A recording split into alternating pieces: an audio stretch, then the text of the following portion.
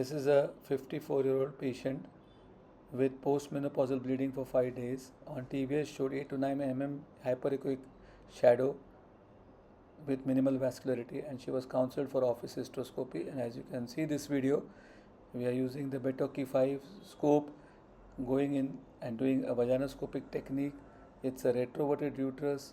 We are entering into the cervical canal, and you can see the internal os clearly, and then turning the cable onto the scope, we enter. The patient is still having little bit of spotting and bleeding, and therefore we use the suction to clear the blood and have a clear view. Now you can see, have a clear look at the internal os, and you can see something coming out of the internal os. We go by the right lateral wall slowly and see the right ostia. We are seeing some evidence of cystic atrophy on the anterior wall. We come behind and have a good look at the cavity, and we can see a big tongue-shaped polyp emerging from the posterior wall. And now we map the polyp. We go to the other side ostia, that is the left ostia. There is increased vascularity, as can be clearly seen at the fundus, and you can see the network of vessels. When closely seen, you can see the movement of the blood within the vessels also very clearly. But the branching is not irregular, it's regular branching of the vessels. We come behind, we complete the mapping of the polyp. We go below the polyp to see its base. You can see the endometrium vascular with areas of cystic elevation, that is cystic atrophy, which is very common in patients with postmenopausal bleeding with low activity of estrogen still there. Having mapped the polyp now, the next plan is to remove the polyp. And this being a big polyp, and we are doing it in office hysteroscopy, we plan to use a tissue retrieval system to remove it. You can see areas of microcalcification.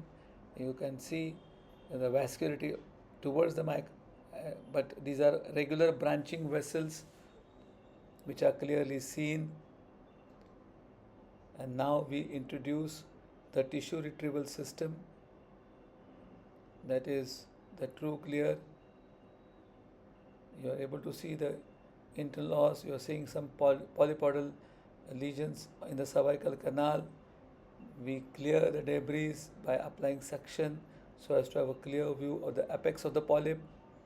And when you're near the polyp, now you place the window of the shaver blade onto the polyp, activate suction and press the foot pedal. So start aspiration, cutting in the same go. And then without leaving the window of the polyp, you go on eating the polyp, and you can see the pathology dancing. We are not worried about bleeding, because if you see, there are cystic areas within the polyp which are there. There can be a little bit of bleeding, but the trick here is to maintain the window onto the polyp so that you are able to have a proper vision and you don't damage any other part of the endometrial cavity. Gradually we reach the base. Removing the base of the polyp is extremely important in cases of postmenopausal bleeding, so that the complete tissue is available for evaluation. You will appreciate that there are no air bubbles, no floating chips, and no bleeding also, and the vision is very clearly maintained, and you can see the cavity now empty. Now we see both the ostia.